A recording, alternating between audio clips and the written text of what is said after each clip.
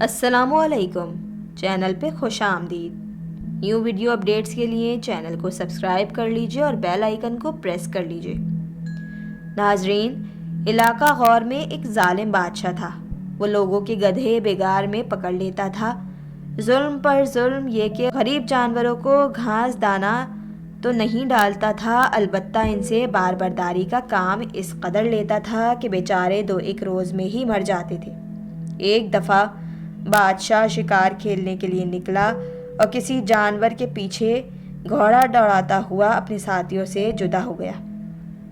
ادھر سورج غروب ہو گیا اور رات کی سیاہی نے چاروں طرف ڈیرے ڈال دیے۔ بادشاہ مجبور ہو کر ایک گاؤں میں اتر پڑا۔ وہاں ایک عجیب ماجرا دیکھا کہ ایک دیہاتی مضبوط اور توانا گدھے کو لٹھ مار مار کر لنگڑا کر رہا ہے۔ بادشاہ کو اس کی حرکت پسند نہ آئی۔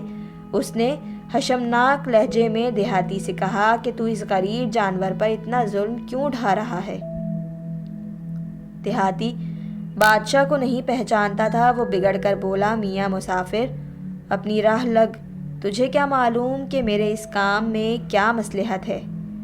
بات یہ ہے کہ ہمارا بادشاہ نہایت ظالم ہے۔ وہ تندرست اور مضبوط گدھے غریبوں سے چھین لیتا ہے۔ میں اس گدھے کی ٹانگ توڑ رہا ہوں تاکہ بیگار میں نہ پکڑا جائے۔ لنگڑے گدھے کا میرے پاس رہنا اس سے بہتر ہے کہ وہ بادشاہ کے پاس بوجھ ڈھوتا مر جائے۔ بادشاہ کو دیہاتی کی باتیں سن کر بہت غصہ آیا، لیکن مصلحت اسی میں دیکھی کہ چپ رہے۔ صبح ہوئی تو لشکر تلاش کرتے کرتے گاؤں میں آیا اور ہر طرف بادشاہ سلامت کا شور مچ گیا۔ بادشاہ کو رات والا دیہاتی یاد تھا۔ اس نے حکم دیا کہ گستاخ کی گردن مار کر دی جائے۔ بیچارے نے جان بخشی کے لیے بہت منت سماجت کی، لیکن بادشاہ کا دل نہ پسیجا۔ جب یقین ہو گیا کہ اب جان بچنے کی کوئی صورت نہیں ہے تو دلیر ہو کر بادشاہ کی آنکھوں میں آنکھیں ڈال کر اور گرج کر کہنے لگا، اے بادشاہ، موت تو اپنے وقت پر ضرور آ کر رہتی ہے، لیکن مجھے مار کر تو بدنامی سے نہیں بچ سکتا۔ تیرے ظلم کا چرچا تو ہر چھوٹے بڑے کی زبان پر ہے۔ اگر ظالم کو ظالم کہنے کی سزا موت ہے تو پھر ساری رعیت کو مار ڈال۔ اگر تجھے میری باتیں ناگوار گزری ہیں تو انصاف سے کام لے اور ایسی باتوں کو دور کر دے۔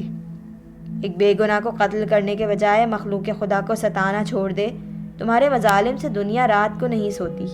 معلوم نہیں تجھے نیند کیسے آ جاتی ہے۔ اپنے درباریوں کی تعریف اور خوشامد پر خوش نہ ہو۔ خلق خدا تجھ پر ہر وقت لعنت بھیجتی رہتی ہے۔ مظلوموں کی آہ و فریاد سے ڈر اور ظلم سے باز آ جا۔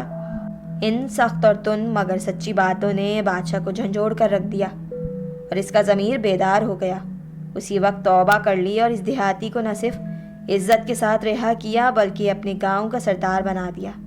تمہارے ہر کام پر واہ واہ کے ڈونگرے برسانے والے تمہارے خیر خواہ نہیں ہیں، بلکہ تمہارے خیر خواہ وہ ہیں جو تمہیں غلطی پر روکیں اور ٹوکیں۔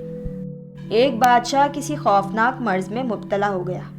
اتباع یونان کے ایک گروہ نے متفقہ فتوے دے دیے کہ اس بیماری کا کوئی علاج نہیں، البتہ چند خاص صفات رکھنے والے آدمی کے پتے سے اس کا علاج ہو سکتا ہے۔ بادشاہ نے اس کے لانے کا حکم دیا۔ ایک دہقان کا لڑکا ویسا ہی مل گیا جیسا کہ طبیبوں نے بتایا تھا۔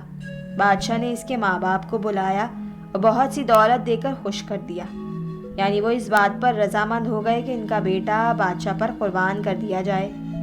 ادھر قاضی نے فتوے دے کر رعیت کے کسی آدمی کا خون بہانا بادشاہ کی جان کی سلامتی کے لیے جائز ہے۔ جب جلاد نے اس لڑکے کو قتل کرنے کا ارادہ کیا تو اس نے آسمان کی طرف سر اٹھایا اور مسکرانے لگا۔ بادشاہ نے پوچھا، ہنسی کا کون سا موقع ہے؟